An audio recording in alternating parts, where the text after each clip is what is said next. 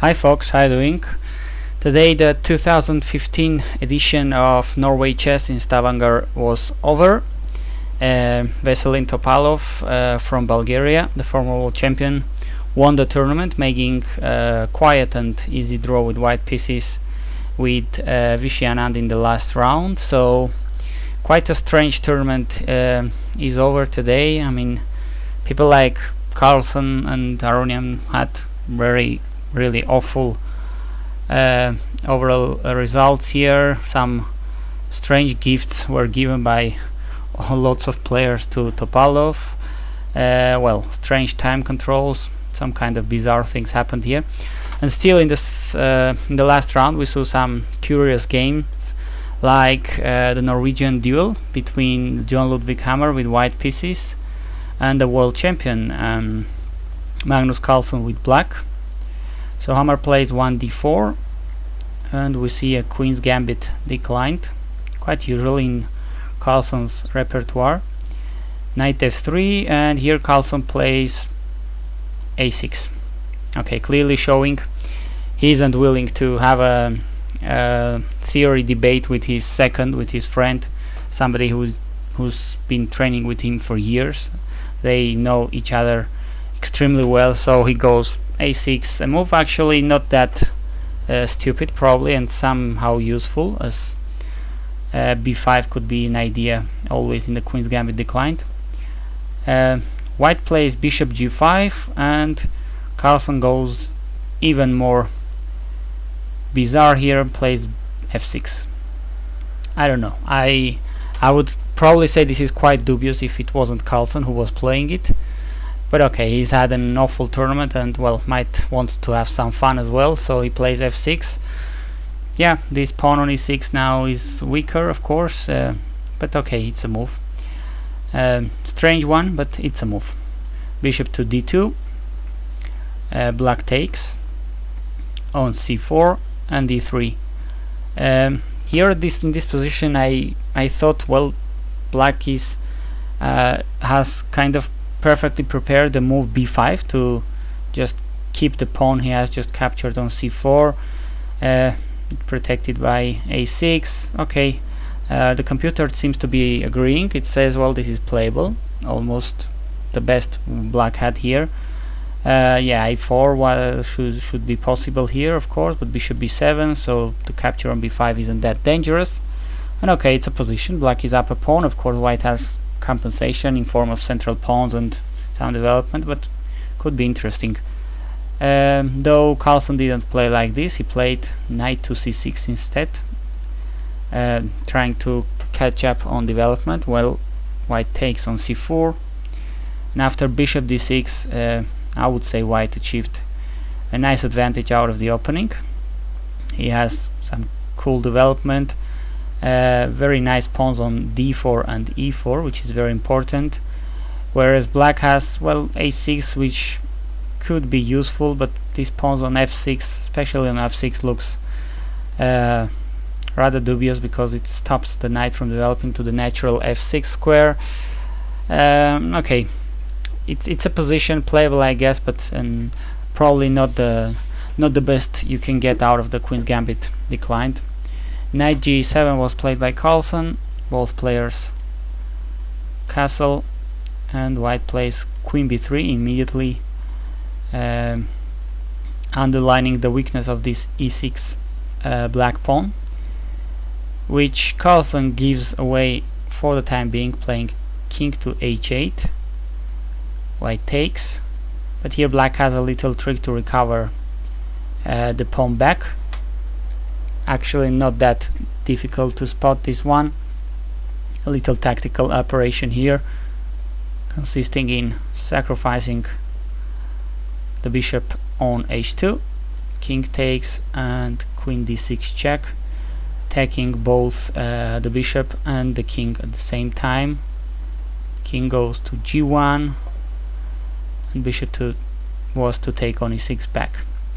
Well, part of the problem black has here is that white has a couple of very nice pawns in the center, so d5 is very tempting and nice move here.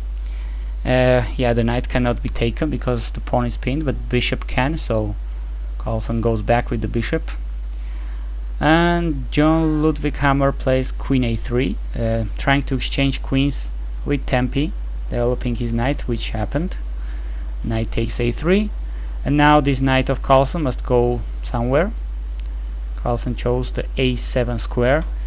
Okay, we have a queenless middle game, in which white should be better here. I mean, he has central pawns, which always are very important, and black doesn't seem to have that great of a development or coordination, although he's not doing that bad, but white should be of course better here.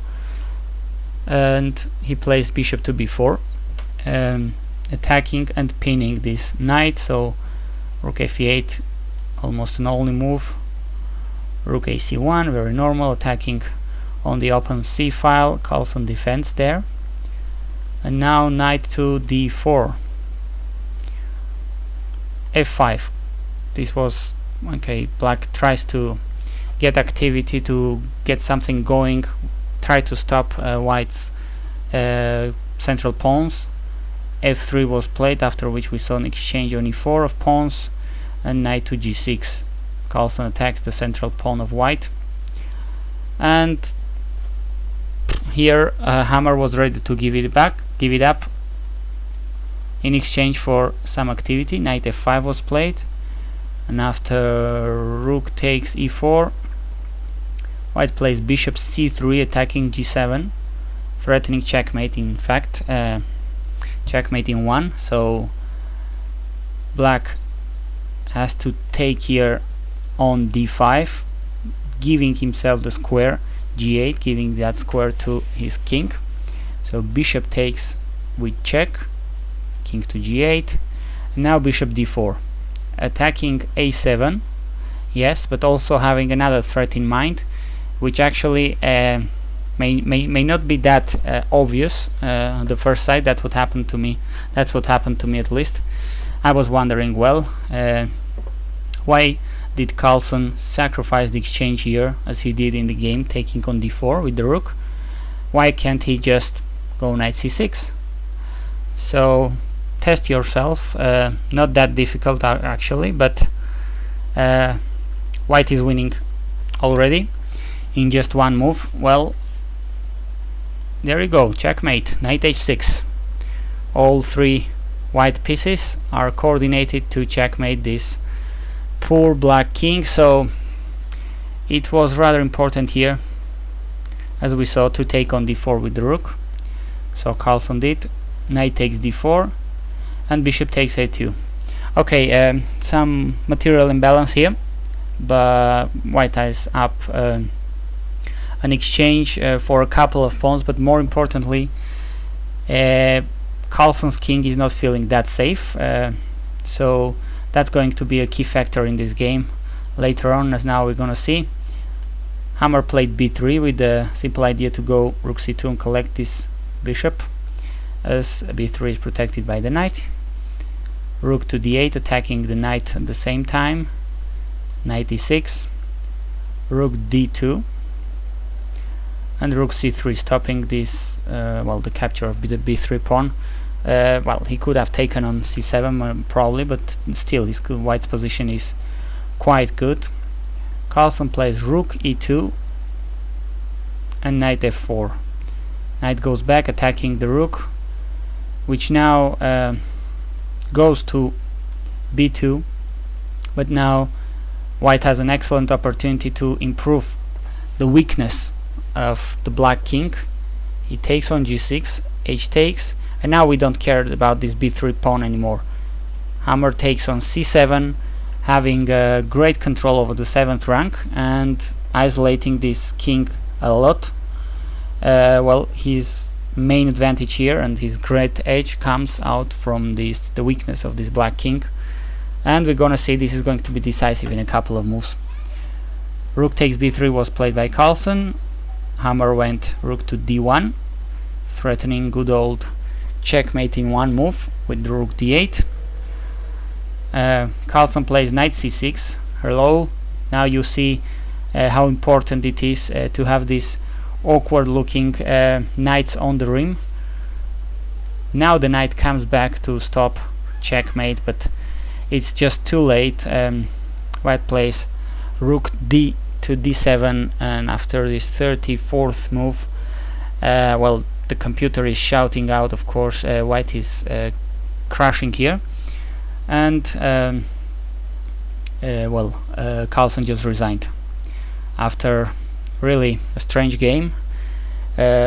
Horrible tournament for him, for the world champion in Stavanger, where he lost more than 20 rating points. And okay, Veselin Topalov was the great winner of this tournament. He won it convincingly, so congratulations. Thanks for watching.